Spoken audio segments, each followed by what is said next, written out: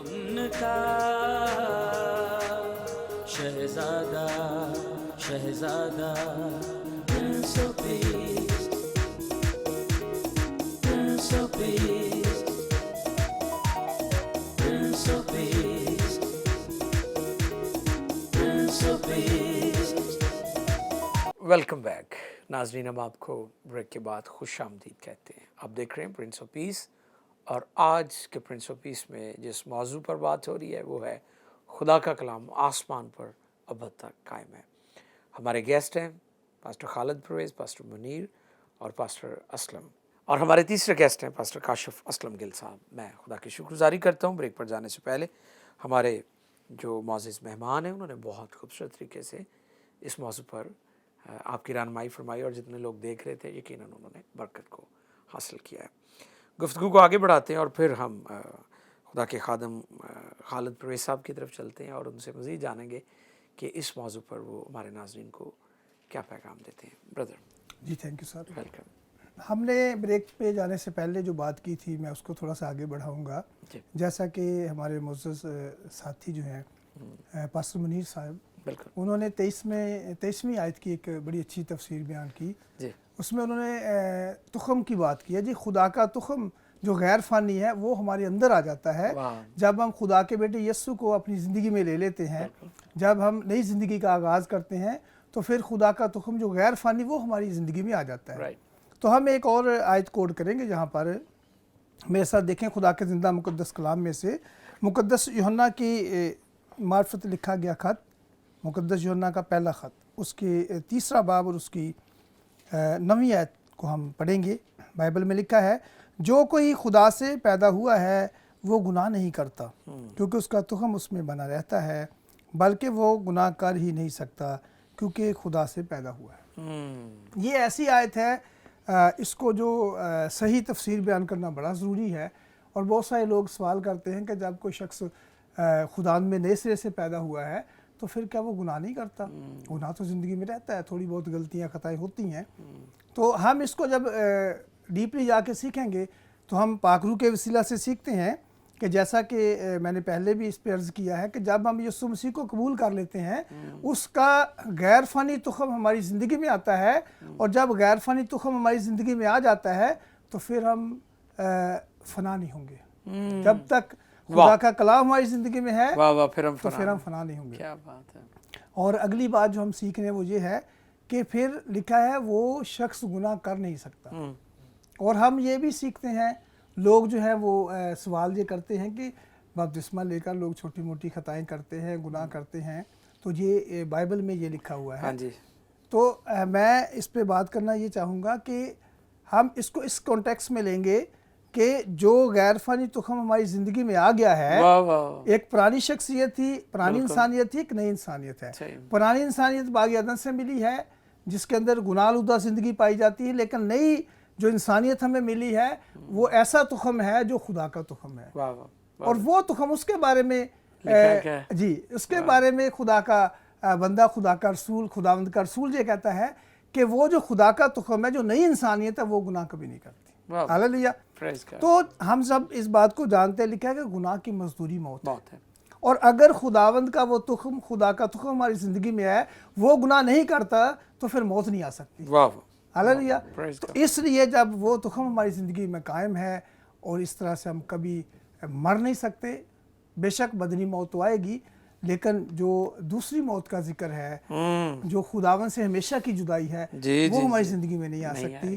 اور یہ میں کہتا ہوں کہ یہ صرف خداوند یسوع مسیح کے وسیلہ سے ممکن ہے، اور اس پر ایمان رکھنے والوں کے لیے۔ پریز دی لارڈ۔ کہ جب ہم اس پر ایمان لاتے ہیں تو تب یہ ان کو اعزاز ہے۔ ہاللیلویہ۔ یہ صرف ان ایمانداروں کو جو خداوند یسوع مسیح پر ایمان لاتے ہیں، اس میں نئی زندگی کا آغاز کرتے ہیں، ان میں خداوند کا یہ تخم آتا ہے، یہ غیر فانی ہے، اس میں گناہ کبھی نہیں آ سکتا۔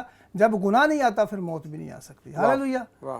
سو جب ہم یہ بات سیکھتے ہیں تو پھر ہم جان جائیں گے کہ وہ جو خداوند کا تخم ہے، جو ہماری زندگی میں نئی انسانیت آتی ہے، وہ کبھی گناہ نہیں کر سکتی، اور جب کبھی گناہ کا عنصر آتا بھی ہے تو وہ پاک روح کے وسیلہ سے ہمیں یہ گواہی دیتا ہے کہ اب تم یسوع کے لہو سے دھل چکے ہو، अब आप सिनर नहीं रहे, अब आप गुनाहगार नहीं रहे, सेंट बन गए। सेंट बन और गए। यही यीशु के खून की खूबी है Amen. कि वो किसी भी सिनर को लेता है और उसे सेंट बना देता Amen, है। amen. Praise God. बेशक कितने भी गुनाह क्यों ना बिल्कुल, हो, बिल्कुल। कितने सीवियर गुनाह क्यों जी, ना जी, हो, जी, चोर, डाकू, बिल्कुल, आमीन, कातिल, धोकर बर्फ की माने सफेद वाह, कर देता वाह, है, उनको हमारी तब्दील शख्सियत नहीं हो जाती है। क्या बात जिस तरह से एक बच्चा पेट से, माँ के पेट से पैदा होता है, जिस तरह वो होता है, इसी तरह से, इसी पोजीशन में उसकी ज़िंदगी नहीं हो जाती है, उसकी ज़िंदगी से सारे गुनाह धुल जाते हैं, और खुदा का तुख़म जो गैर फ़ानी है, जो गुनाह से मुबर्रा है, वो हमारी ज़िंदगी में आ जाता है। हमेशा की ज़िंदगी के वारिस हम बन जाते हैं। Hallelujah, praise the Lord. Good, आला। बहुत ज़बरदस्त गुफ्तगू की है पास्टर खालिद परेज साहब ने अजीज़ों, और यकीनन ये वो भेद है जिसके बारे में कई दफ़ा हम देखते हैं कि बहुत सारे स्कॉलर्स, बाइबल पढ़ने वाले भी, बहुत सारा डिनोमिनेशनल सिस्टम जो है इस सच्चाई को कबूल करने के लिए तैयार नहीं है, यस, जो नई पैदाइश का मुकाशफा है। यस, और मैं कभी कभी गौर करता हूँ कि खुदावंद यीशु मसीह के शागिर्द भी इस भेद से नावाकिफ़ थे, यस, क्योंकि जब खुदावंद ने एक शरअ के आलम से बात की तो उसने कहा कि जब आदमी बूढ़ा होगा तो वो क्यों कर पैदा हो सकता है, क्या वो दोबारा अपनी माँ के, हालांकि वो शरअ का आलिम था, हाँ जी, उसमें उसने सवारे खमसा शरीयत की सारी पांचों किताबें पढ़ी हुई थी, बिल्कुल, और इसके बावजूद वो नई पैदाइश का जो भेद है, मुकाशफा जो है, रेवलेशन जो है, उससे नावाकिफ था। तो इसलिए आज कितने लोग हैं जो इस भेद से नावाकिफ हैं, और बहुत सारे तो इसकी मुखालफत भी करते हैं। तो मैं आपसे ये दरख्वास्त करूंगा कि इस सच्चाई को सिंपली आप कबूल करें। और हमने देखा कि बहुत सारे लोग जो बुराई में थे, गुनाहों में थे, नापाकी में थे, जैसे उन्होंने तौबा की, बपतिस्मा लिया, नई पैदाइश का गुस्ल लिया, उनका जीवन यकसर बदल गया। तो ये बड़ी कुदरत है खुदावंद की, और फिर उन्हें नई इंसानियत, उनकी नई राहें, नए दोस्त, नई फेलोशिप और नया लाइफस्टाइल उनको मिल गया। तो खुदावंद की शुक्रगुजारी करते हैं इस तालीम के लिए, इस भेद के लिए, इस मुकाशफा के लिए कि जो नई पैदाइश का तजुर्बा हासिल कर लेते हैं उनका जीवन बदल जाता है। आमीन, प्रेज़ गॉड। अभी मैं दरख्वास्त करूंगा प्यारे भाई पास्टर मुनीर साहब से कि वो भी हमारे नाज़रीन की मज़ीद इस हवाले से रहनुमाई फरमाएं, उनसे भी हम जानेंगे। जी ब्रदर। मैं दोबारा से एक और ईमानदार की बात करूंगा जो इसी हालत में है, बड़ी मुश्किल में है, परेशानी में है, कई एक चीज़ों ने उसे घेर रखा है, दुश्मन का खौफ है, और वो अपनी पनाहगाह खुदावंद के कलाम को बनाता है, और वो अबदी कलाम की बात करता है। क्या बात है। ज़बूर 119, ये यानी कलाम की तारीफ इसमें बहुत सारी है। जी जी। और मैं इस तरफ तो नहीं जाऊंगा कि कौन इसका राइटर है, जो भी खुदा का खादिम है जिसने भी इसको लिखा है। कौन सा ज़बूर है दोबारा? 119 ज़बूर 81 आयत है। कहता है, मेरी जान तेरी निजात के लिए बेताब है, लेकिन मुझे तेरे कलाम पर एतमाद है। वाह। कोई फानी चीज पर एतमाद नहीं करेगा। जो चीज फना हो जाने वाली है उस पर नहीं है, उस पर एतमाद करना मुश्किल, किया नहीं जा सकता, नहीं किया जा सकता। बिल्कुल, क्योंकि अगर वो चीज फानी है तो वो फना हो जाएगी, तो जो उस पर एतमाद करेगा वो भी फना हो जाएगा। तो मुझे एक बात कलाम की और भी याद आ गई। हिजकिय्याह बादशाह को असूर का बादशाह कहता है कि तू मिस्र पर टेक लगाए बैठा है, जो कोई उस पर एतमाद करेगा मैं उसे उसके साथ ही छेद दूंगा। अगर कोई इंसान पर एतमाद करेगा तो इंसान कायम रहने वाला नहीं है। लेकिन यहाँ पर ज़बूर नवीस कहता है, लेकिन मुझे तेरे कलाम पर एतमाद है, तेरे कलाम के इंतजार में मेरी आंखें रह गई। उसको पता है अगर मुझे कोई चीज बचा सकती है तो वो खुदावंद का कलाम है। जब खुदा मेरे हक में कलाम कर देगा तो मैं बचाया जाऊंगा, मैं छुड़ाया जाऊंगा। फिर कहता है, मैं यही कहता रहा कि तू मुझे कब तसल्ली देगा। मैं उस मशकेजे की मानद हो गया हूं जो धुएं में हो, तो भी मैं तेरे आइन को नहीं भूलता। यहां पर फिर कलाम की बात है, आइन तेरे बंदे के दिन ही कितने हैं। जैसे वो बात कर रहे थे घास के फूल की, तो ये खुदा का बंदा ज़बूर नवीस वो अपनी औकात को जानता है कि मैं इंसान हूं, मैं फना हो जाऊंगा, लेकिन अगर खुदावंद का कलाम मुझे संभालेगा तो मैं वाकई संभाला जाऊंगा। कहता है कि तेरे बंदे के दिन ही कितने हैं, तू मेरे सताने वालों पर कब फतवा देगा। मगरूरों ने जो तेरी शरीयत के पैरों नहीं मेरे लिए गड़े खोते हैं। लेकिन वो पनाहगाह किसको बना रहा है? खुदा के कलाम को। मैं आगे जाकर इस और भी बात करूंगा। तेरे सब फरमान برحق ہیں، تیرے سب فرمان برحق ہیں، وہ ناحق مجھے ستاتے ہیں. دشمن کمپیئر کیجئے، وہ کہاں پر جا رہا ہے؟ اس پر وار آ رہے ہیں دشمن کے، لیکن وہ جا کہاں پر رہا ہے؟ کیا کہتا ہے؟ کہتا ہے کہ تیرے سب فرمان برحق ہیں، وہ ناحق مجھے ستاتے ہیں، تو میری مدد کر. پھر لکھا ہے انہوں نے مجھے زمین پر سے فنا کر ہی ڈالا تھا، یعنی اپنی دشمنی سے، اپنے واروں سے، اور جس طرح وہ مجھے دیکھتے ہیں. وہ کہتا ہے کہ زمین پر سے فنا کر ہی ڈالا تھا، لیکن میں نے تیرے قوانین کو ترک نہ کیا. ہر ایک بات کے کمپیریزن وہ کدھر جا رہا ہے؟ خدا کے کلام کی طرف جا رہا ہے. خاص بات لکھا ہے تو مجھے اپنی شفقت کے مطابق زندہ کر. دشمن کیا چاہتا ہے؟ کہ میں اسے فنا کر دوں، مار دوں، ہلاک کر دوں. تو وہ کہتا ہے کہ جب کلام آئے گا تو وہ کیا لے کر آئے گا؟ زندگی لے کر آئے گا، وہ مجھے زندہ کرے گا. پھر لکھا ہے تو میں تیرے منہ کی شہادت کو مانوں گا. اگلی آیت خاص یہاں پر عبرانی کا جو حرف ہے وہ لامد ہے. اس کا جو مطلب ہے اس حروف تہجی کا وہ ہے اختیار. اور یہ آیت جب شروع ہوتی ہے 89 کہتا ہے اے خداوند تیرا کلام آسمان پر اب تک قائم ہے. اے خداوند تیرا کلام اب تک قائم ہے.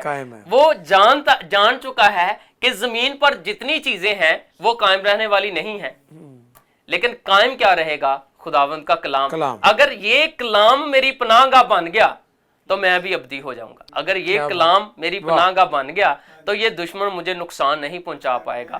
اس لیے وہ کہتا ہے کہ اے خداوند تیرا کلام آسمان پر اب تک قائم ہے.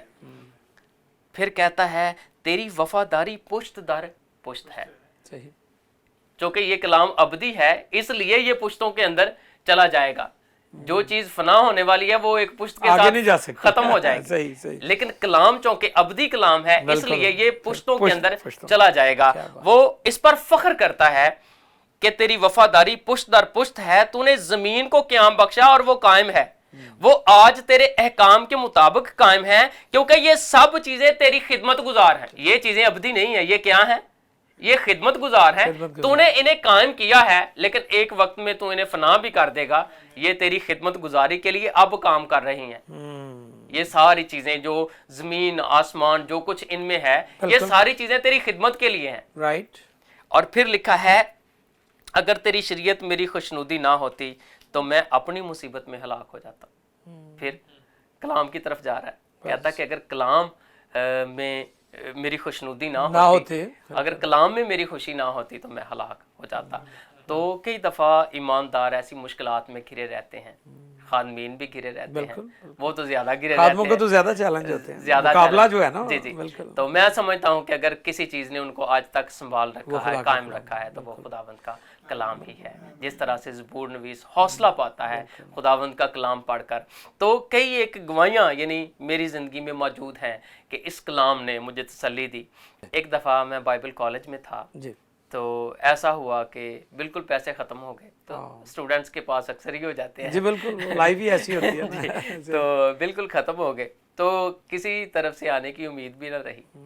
میں بازار سے واپس آ رہا تھا تو جب گیٹ میں نے ان کیا تو خداوند نے میرے ساتھ کلام کرنا شروع کیا.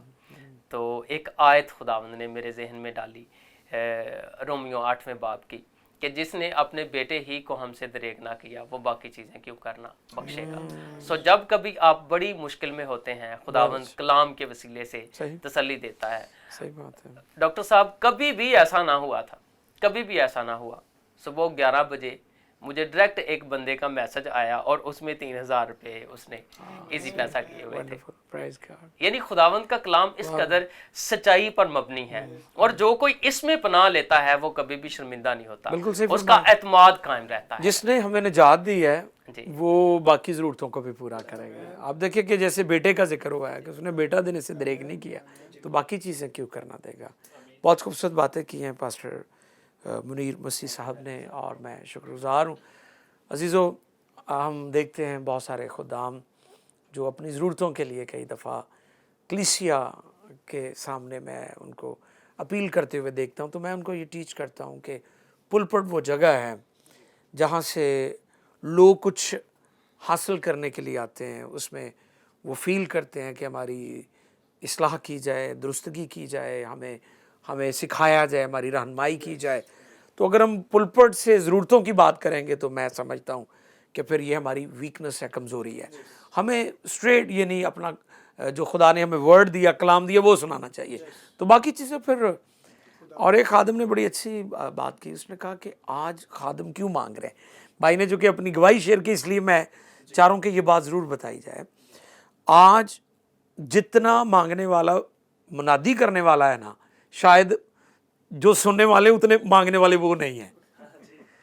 اس کی بڑی وجہ یہ ہے بھائی صاحب کہ جو سنانے والے ہیں وہ سننے والی جو بھیڑیں ہیں ان کی روحانی ضرورتوں کو پورا نہیں کر رہے. اگر وہ بھیڑوں کی ضرورتوں کو پورا کریں نا تو میرا خیال ہے چرواہے کی جو ضرورتیں ہیں نا جسمانی، اس کا پھر وہ اسے فکر کرنے کی ضرورت نہیں. اس لیے آج ہماری جو لیڈرشپ ہے ان کے لیے لازم ہے کہ وہ صرف منادی کریں، صرف کلام کی بات کریں. اور بڑا ضروری ہے، کئی دفعہ ہم پلپٹ پر سے لوگوں کی برائیاں، عیب جوئیاں، بہت کچھ پریچ کرتے ہیں. ہمیں اس سے اجتناب کرنا چاہیے، ہمیں صرف ورڈ پریچ کرنا چاہیے. اور جو ورڈ ہے، خدا کا کلام ہے، یہ ہماری ہر ایک ضرورت کو پورا کرتا ہے اور بر وقت مہیا کرتا ہے. تو خدا ہم کی شکر گزاری کرتے ہیں. ڈاکٹر صاحب جی ضرور ضرور، بات میں کرنا چاہتا ہوں. کریں. آپ نے کی یس.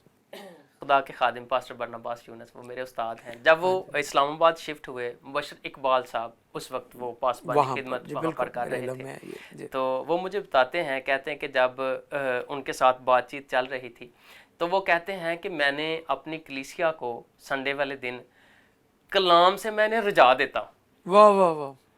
تو کہتا ہے کہ تو نے صرف ایک کام کرنا ہے، ان کو کلام سے رجا دینا ہے، تو باقی تو اپنی ضرورتوں کے بارے میں بے فکر ہو جائے. بے فکر ہو جائے. بالکل صحیح، زبردست، اعلیٰ.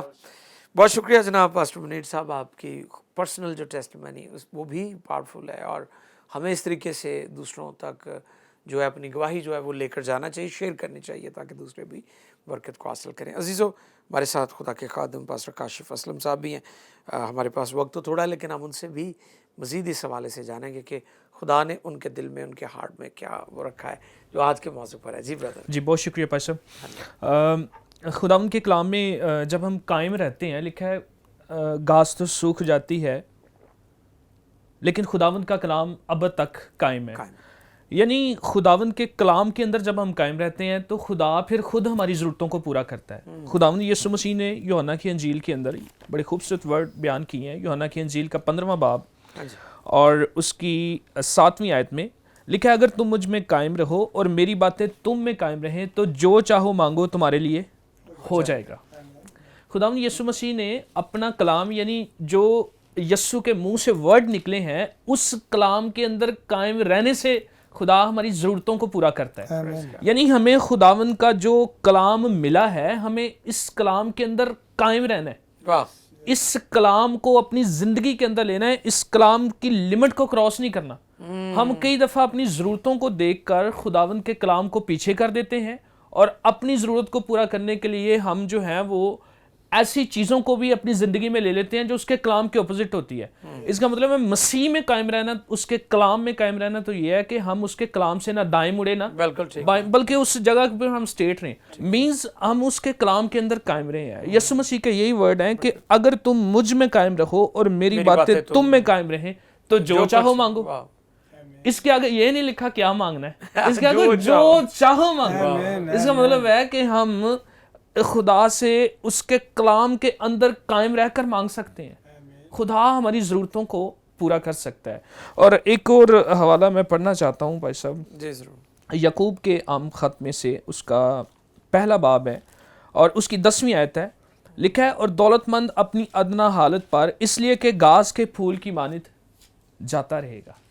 اور اگلی آیت ہے، کیونکہ سورج نکلتے ہی سخت دھوپ پڑتی اور گھاس کو سکھا دیتی ہے اور اس کا پھول گر جاتا ہے اور اس کی خوبصورتی جاتی رہتی ہے، اسی طرح دولت مند بھی اپنی راہ پر چلتے چلتے خاک میں مل جائے گا. اب یہ ان دولت مندوں کی بات ہو رہی ہے کہ جو اپنی دولت پر ٹرسٹ کرتے ہیں, خداوند کا کلام کی طرف ان کا دھیان نہیں جاتا. وہ کیا کرتے ہیں, مشکلوں اور مصیبتوں میں انہیں یہ پتا ہوتا ہے ہماری جیب میں پیسہ ہے اور ہمارے پیسے نے چلنا ہے, ہمیں کلام پر ٹرسٹ کرنے کی ضرورت نہیں ہے. اور میں نے دیکھا ہے کہ جب تک بندے کی جیب میں پیسہ ہوتا ہے نا, اس کا دھیان خدا کی طرف نہیں جاتا.